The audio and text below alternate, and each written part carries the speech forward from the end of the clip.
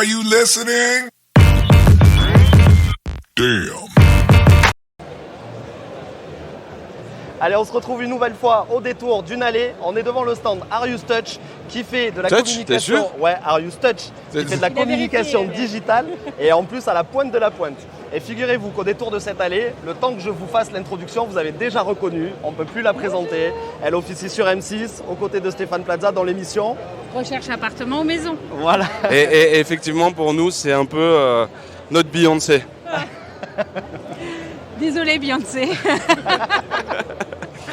Alors, on est content de te voir déjà et moi j'ai une vraie question en fait. On est agent immobilier, on s'adresse à des agents immobiliers. Est-ce qu'on a de quoi être inquiet pour ce marché qui se profile peut-être un peu différent? Alors, inquiet, probablement un tout petit peu, parce qu'il va falloir se retrousser un peu les manches. En fait, on va changer de marché, je pense. On va passer d'un marché vendeur à un marché acquéreur. Et en fait, comme on a été, je l'ai dit tout à l'heure en conférence, pourri gâté pendant quelques années, au niveau des acheteurs, là, va falloir aller chercher nos prospects, conserver nos acquéreurs, les travailler un peu plus et puis revoir notre méthodologie de travail. Alors, récemment, dans une interview, Pascal disait et faisait le rapprochement entre le marché de 2009 qui se profile à l'horizon. Est-ce qu'on est pour les plus anciens, bien évidemment, qui ont connu ce marché? Je fais partie des anciens. J'ai 17 ans d'immobilier. Moi aussi. Voilà. Toi aussi? 20 ans, moi. 20 ans. Non, mais c'est la réalité. C'est vrai, en plus. Et donc, du coup, 2009, 2022? Alors, 2008, ça a été un cran d'arrêt assez brutal parce qu'en fait, les banques... Là, on est pareil. On a un phénomène de banque qui durcit le marché avec des conditions d'emprunt qui sont revues vraiment à la baisse, on va dire.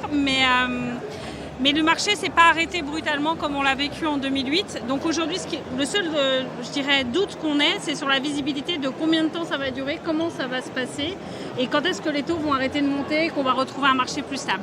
Il va falloir juste passer ce creux et puis qu'on retrouve le plus rapidement possible de la stabilité, on va dire. Voilà. Et si tu pouvais donner un petit conseil, ça serait quoi? Travailler sa visibilité, je pense que c'est hyper important pour se différencier des autres agences, justement. Beaucoup communiquer sur les réseaux. Et puis, patience. Patience, ça va passer, ça va aller. Ok. Bon, elle l'a pas dit comme ça tout à l'heure, hein, mais ça c'est en off. Voilà. Pour terminer la chronique, du coup, le salon Rent, pour un agent immobilier, quel est l'intérêt de venir participer à ce type d'événement? Alors Rent, moi j'adore, je viens tout le temps. Mais je viens depuis hyper longtemps en fait. J'ai découvert ce salon un peu par hasard au démarrage. Et en fait j'y viens tout le temps parce que c'est absolument génial. On voit les nouvelles technologies arriver, on les apprivoise un petit peu, on essaye de voir dans quel contexte on va les utiliser nous dans notre quotidien. Et en fait on voit la technologie évoluer et petit à petit on se l'accapare en tant qu'agent immobilier et je trouve ça absolument extraordinaire. Il y a des conférences très intéressantes qui permettent de se remettre en question justement, d'envisager l'avenir proche avec ou sans les nouvelles technologies ou sur des domaines un peu différents. Et c'est vrai que pour moi c'est un des meilleurs salons de l'année. Voilà.